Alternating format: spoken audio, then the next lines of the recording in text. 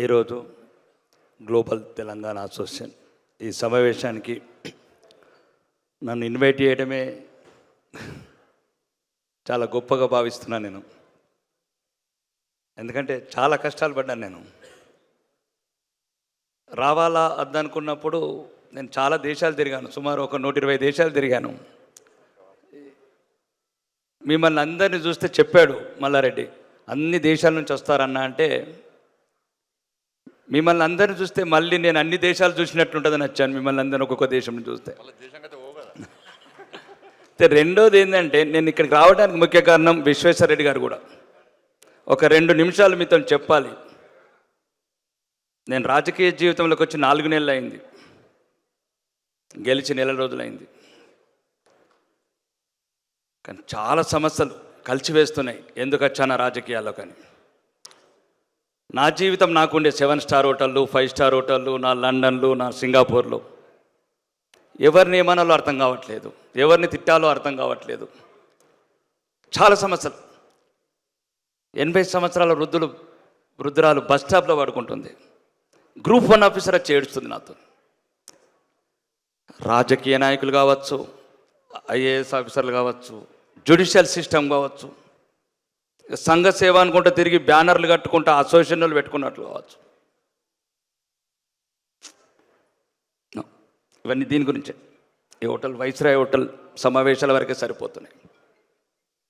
కాబట్టి ఇప్పుడు కూడా చెప్పొచ్చాను, ఎక్కడో ఒక చోట తెలివి వచ్చిన తెలంగాణ హైదరాబాద్ ఉంది, తెలివి లేని తెలంగాణ పల్లెలు ఉంది.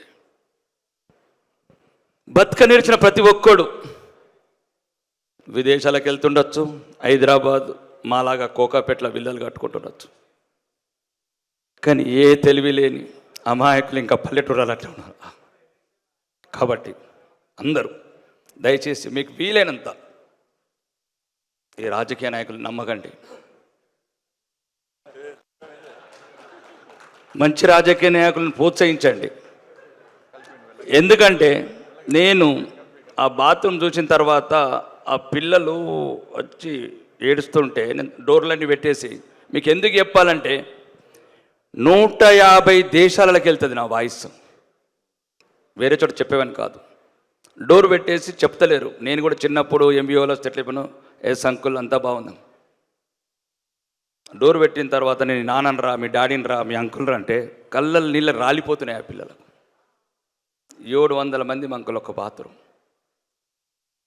ఎవరిని అనాలా? ఎందుకు అనాలా? సిటీ సెంటర్ అది. మా విల్లలేమో 20 కోట్లు, మా కార్లేమో 2 కోట్లు. మాకు అర్థం కాలేదు నాకు, అంటే ఎందుకు వచ్చాననే పరిస్థితి. మళ్ళీ తర్వాత రోజు ఒక ఫుడ్ మెయిన్ చూపిస్తే రోజు పప్పు నీళ్ళే పెడుతున్నారు అంకుల్ అని. ఏదో మొత్తానికి ఆ సమస్య పరిష్కరించిన తర్వాత మా పిఏ వెళ్ళాడు అన్నం తినడానికి. ఒక్కసారి ఆ పిల్లలు ఏమంటున్నారంటే, మీ సార్ని ఒక్కసారి మా హాస్టల్కి రమ్మను. అంత దైన్యం, అంత దరిద్రం. అందుకోసమే తెలంగాణ అసెంబ్లీ కూడా అడిగాను, మాకు mutton fry, chicken fry, fish fry 4 రకాలు ఉంటాను అడిగాను అక్కడ ఉన్నతని. దయచేసి నాకు అవకాశం వస్తే అసెంబ్లీలో స్పీకర్ గారిని అడుగుతాను, మాకు పెట్టే తిండి హాస్టల్లో పెట్టండి, హాస్టల్లో పెట్టే తిండి అన్న మాకు పెట్టండి. కాబట్టి ఇట్లా చాలా వ్యత్యాసం ఉంది. మీరు చూసే కోకాపేట్ టవర్సు, జూబ్లీ హిల్స్, బస్ స్టాండ్లు చాలా చూశాను నేను కూడా. కానీ ఒక్కసారి మీరందరూ హైదరాబాద్ మీద కేంద్రీకృతం కాకుండా పల్లెలలో కూడా, టౌన్ సెంటర్లలో కూడా మాలాంటి వాళ్ళని పట్టుకోకుండా మీరు వెళ్ళండి. $1 ఇస్తారా, $2 ఇస్తారా, $3 ఇస్తారా, ఒక్కటని ఇవ్వండి, $1 అని ఇవ్వండి. దయచేసి ఒక్కసారి పల్లెలల్లో, అమాయక పల్లెలు అట్లే ఉన్నాయి. వీలైతే మీ అందరి సహకారంతో అందరు ముందు ఏదైనా కార్యక్రమాలు మీకు చెప్తే, ఈరోజు చట్టసభలల్లో ప్రజాప్రతినిధులుగా ఉన్నాం. మీకు ఏది కావాలన్నా, మీరు ఏది చేయాలనుకున్నా మేము మీకు వారధులం అవుతాం మీ పల్లెలకు.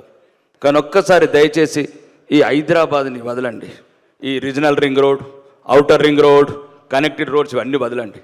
దీని తర్వాత అసలైన తెలంగాణ ఉంది. ఇదంతా రంగురంగుల తెలంగాణ. అర్థం కావట్లేదు హైదరాబాదు. దయచేసి అందరు కొద్దిగా బాధపడుతుండొచ్చు, ఎందుకంటే అంత కోటీశ్వర్లే ఉన్నారు కాబట్టి బాధ అనిపిస్తుండొచ్చు. నేను చెప్పాను కదా, మామూలు స్థాయి నుంచి వచ్చాను, ఈరోజు మర్సిడీస్లలో తిరుగుతున్నాను, 100 కోట్లకు ఎదిగాను అన్నా. కానీ సమాజం మీద బాధ అట్లనే ఉంది. నా చారిటీస్ వల్ల చాలా కార్యక్రమాలు చేశాను, చెప్పకుండా కూడా చాలా చేశాను. కానీ మీ అందరికి ఒకటే కోరుకుంటున్నాను, యువత కూడా నిర్వీర్యం అవుతుంది తెలంగాణలో. విశ్వేశ్వరరెడ్డి గారికి ఒక్క నిమిషం చెప్పాను, ఇమిగ్రేషన్ అవన్నీ చెప్పారు. ప్రపంచంలో ఉన్న అవకాశాలని వెతకండి, మీ దేశంలో ఉన్నాయి. న్యూజిలాండ్ కావచ్చు, న్యూయార్క్ కావచ్చు, రొమేనియా కావచ్చు, ఫ్రాన్స్ కావచ్చు, అర్జెంటీనా కావచ్చు, చాలా చోట్ల అవకాశాలు ఉన్నాయి. ఈ యువత కొద్ది ధైర్యం నింపండి. ఆత్మహత్యల వైపు పరిగెడుతున్నారు. ఈ తెలంగాణ చిన్న హైదరాబాద్ చిన్న సిటీని పట్టుకుని ఆత్మహత్యలు చేసుకుంటున్నారు. ఫర్ ఎగ్జాంపుల్ మొన్న చెప్పాను అన్నకు, ఆస్ట్రేలియా 2 కోట్ల పాపులేషన్ ఉంది, 20 మిలియన్స్. మనకన్నా 2 భూభాగం ఉంది. అంటే ఇంకా 278 కోట్ల పాపులేషన్ పట్టేటంత నేల ఉంది అక్కడ. కాబట్టి మన యువతకు మీరు ఎక్కడి దేశం వాళ్ళు అక్కడ ఎంతో కొంత వాళ్ళు క్రియేట్ చేయండి అక్కడ. ఇక్కడ బాగా నిరాశ నిస్పృహలకు లోనై ఉన్నారు. మీ అందరినీ చివరికి ఇది ఒకటే కోరుకుంటున్నా, వీలైతే పల్లెల వైపు చూడండి, ఈ పట్టణం వైపు చూడడం తగ్గించండి.